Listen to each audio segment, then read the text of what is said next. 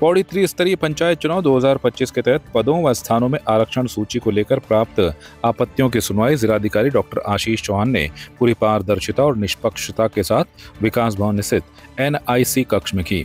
14 और 15 जून को आमंत्रित की गई कुल 379 आपत्तियों में प्रधान पद से संबंधित 225, क्षेत्र पंचायत सदस्य 118, जिला पंचायत सदस्य 34 और प्रमुख पद से संबंधित 12 आपत्तियां शामिल थी। जिलाधिकारी ने सभी पक्षों को समुचित अवसर देते हुए सुनवाई की प्रक्रिया संपन्न कराई। उन्होंने संबंधित अधिकारियों को आवश्यक दिशा निर्देश भी दिए।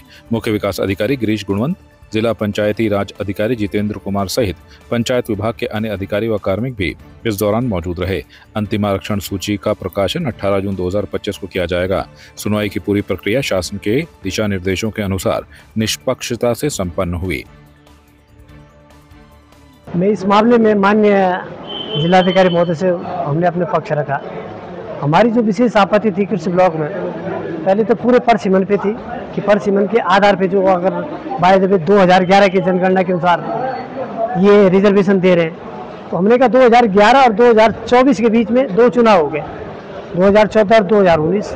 2014 में 2019 में 2001 की जनगणना के अनुसार इन्होंने रिजर्वेशन दिया और अब 2026 में सरकार के द्वारा जैसे आजकल प्रचार हो रहा है कि 2027 में भी नई जनगणना का शुभारंभ होगा। तो मैंने माननीय जिलाधिकारी महोदय से ये पक्ष रखा कि 2027 में अगर बाय द वे जनगणना फिर इन लोगों की यथावत होगी तो आप 2027 के अनुसार करोगे या 2011 के अनुसार नए रिजर्वेशन को करोगे। तो डीएम साहब बोलने लगे ये तो जियो के आधार पे होगा। तो मेरे साथ जियो के आधार पे तो जो 3 बार लगातार जो सीटें जनरल आ गई वो जनरली हो रही है और जो 3 बार लगातार रिजर्व आ गई रिजर्व भी हो रही है। तो किसी क्षेत्र में प्रतिनिधित्व तो नहीं मिल रहा है और किसी क्षेत्र में लगातार 2-2, 3-3 बार प्रतिनिधित्व तो मिल रहा है। जैसे मेरे क्षेत्र है, हमारी ग्राम क्षेत्र पंचायत भैंसकोट है, तो हम ये चाह रहे थे कि क्षेत्र पंचायत भैंसकोट को पिछली बार महिला सीट का हमको प्रतिनिधित्व करने का मौका मिला था। इस बार हम ये चाह रहे थे या तो ऐसी करो या तो जनरल करो, क्योंकि चुनाव का जो है तभी सभी लोगों को प्रतिनिधित्व मिलेगा जब ये चुनाव का एक रूटन के आधार पर जो है चुनाव प्रक्रिया संपन्न हो। जो अनंतिम सूची रिजर्वेशन को लेकर जारी की गई थी तो इस संबंध में हमने आपत्तियां आमंत्रित की थी। लास्ट 2 दिनों में आपत्तियां जो है उनकी कुल संख्या 389 अभी आई है और उसी क्रम में आज हमारी सुनवाई की तिथि नियत है और इस क्रम में अभी तक क्षेत्र पंचायत की सुनवाई की जा चुकी है और पद प्रधानों से संबंधित आपत्तियों को भी अभी सुना जा रहा है। 3 की शाम को हमारा अंतिम प्रकाशन होगा।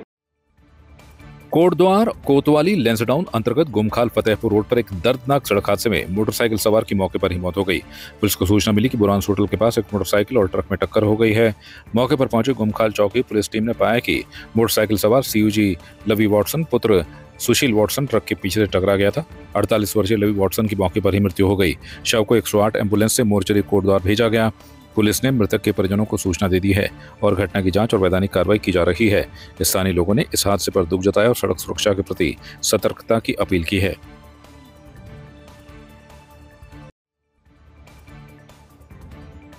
मसूरी विधानसभा क्षेत्र में कैबिनेट मंत्री गणेश जोशी ने नवनिर्मित बहुउद्देशीय भवन का लोकार्पण किया। इस मौके पर बड़ी संख्या में ग्रामीण, जनप्रतिनिधि और पंचायत सदस्य मौजूद रहे।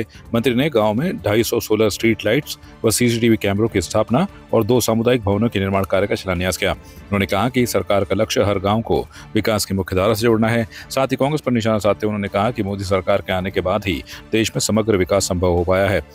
द्वारा 16 लाख की लागत से निर्मित सामुदायिक भवन का लोकार्पण यहाँ पर किया गया है। इस अवसर पर CHR मद से एक कंपनी द्वारा 8 करोड़ रुपये यहाँ पर दिए गए हैं और मुझे पूरा भरोसा है जब ये यहाँ पर लगेगा ये इस गांव का कायाकल्प होगा। आज ऐसे हमने 3 सामुदायिक भवन यहाँ पर बना दिए हैं क्योंकि ये सड़कें, नालियाँ, गलियाँ बनती रहती हैं, क्योंकि ये ऐसे काम जो हैं काफ़ी लंबे तक जनता को उसका लाभ देते हैं। इसके लिए मैं यहाँ के ग्राम प्रधान जी को जो लगातार अपने क्षेत्र की समस्याओं के लिए संघर्ष करते हैं और उन्हीं के माध्यम से यहाँ की समस्याओं को जानकारी मिलती है। मुझे याद है जब मैं इस क्षेत्र में आया था, यहाँ पर सड़कों की हालत बहुत ख़राब थी, यहाँ पर सामुदायिक भवन नहीं थे, शौचालय नहीं थे। आज हमारी सरकार ने जो जनता की सरकार, जनता के द्वार के नारे को लेकर काम करती है, माननीय पुष्कर सिंह धामी जी के नेतृत्व में हर एक गांव को छूने का प्रयास किया है, वहाँ पर विकास कार्य किए हैं, इसके लिए मुख्यमंत्री का भी आभार है। ग्राम प्रधान नरेंद्र मेलवान ने मंत्री का आभार जताते हुए कहा कि उनकी पहल से अब गांव आधुनिक सुविधाओं से सुसज्जित हो रहा है। यह भवन महिलाओं, बच्चों और सामुदायिक गतिविधियों के लिए बेहद उपयोगी साबित होगा। ग्राम्य विकास के द्वारा जिसमें डबटेलिंग करके 5 लाख रुपए मंत्री जी ने अपनी विधायक निधि से और 11 लाख रुपए हमने मनरेगा से डबटेल करके ये शानदार सामुदायिक भवन बनाया है। और जो आज ग्रामीणों को हमने इसका लोकार्पण किया है, इसका उद्घाटन किया है। और साथ ही मेरी पंचायत में भारत CSR जो मुंबई से है, उनके द्वारा आज कम से कम 8 करोड़ की योजनाओं का मेरे यहाँ शिलान्यास किया है और कुछ योजनाओं का लोकार्पण किया है। जैसे आप देख रहे होंगे कि मेरे गांव में जो सार्वजनिक लाइटें हैं, हाई मास्ट सार्वजनिक लाइटें हैं, जिनकी लगभग एक लाइट की कीमत कम से कम 1 लाख रुपए होगी। तो आप लगा लीजिए 12 लाइट ही लगी है, अभी 12 लाख रुपए यही हो गए।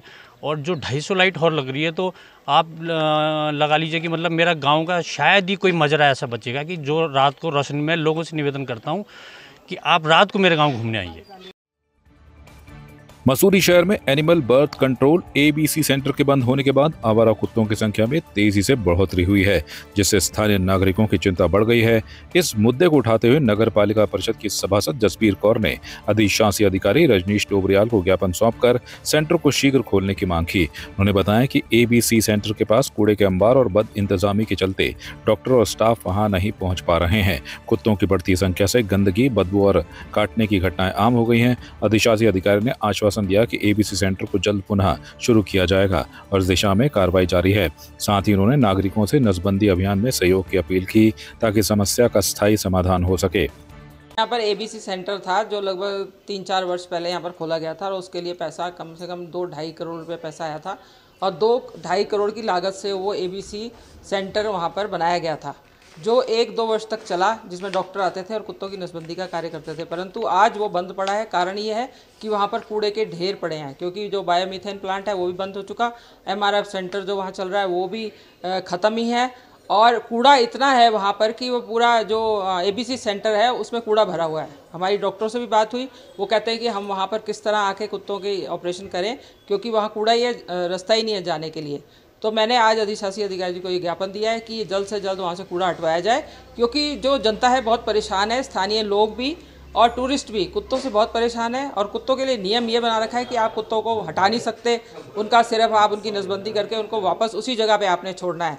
तो आज कुत्तों की तादाद इतनी बढ़ चुकी है कि आप जिस गली में भी जाइए, आप देखिए कम से कम 20-20, 30-30 कुत्ते वहाँ पर हैं और वो पर्यटकों पर भी हमला कर रहे हैं और इधर वो बच्चों को, जो स्थानीय लोग हैं, उनको भी कई लोगों को वो काट चुके हैं।